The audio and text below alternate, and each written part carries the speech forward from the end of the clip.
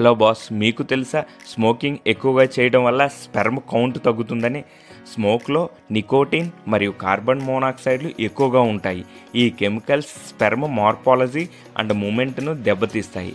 Smoke వల్ల స్పెర్మ్లో ఉన్న DNA దెబ్బతింటుంది. ఇది గర్భసంతానంపై మరియు పుట్టబోయే బిడ్డ ఆరోగ్యంపై చాలా ఇంపాక్ట్ చూపుతుంది.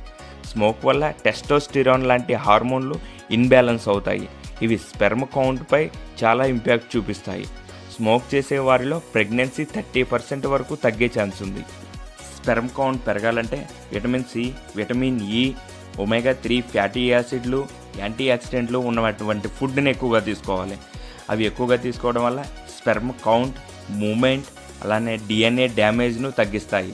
అందులో బాదం, వాల్నట్, ఎగ్స్, కివి పుచ్చకాయ, నారింజ, బెర్రీస్ ఎక్కువగా తినాలి. నా వీడియో మీకు నచ్చినట్లయితే సబ్స్క్రైబ్ చేయండి, షేర్ చేయండి. Thank you boss.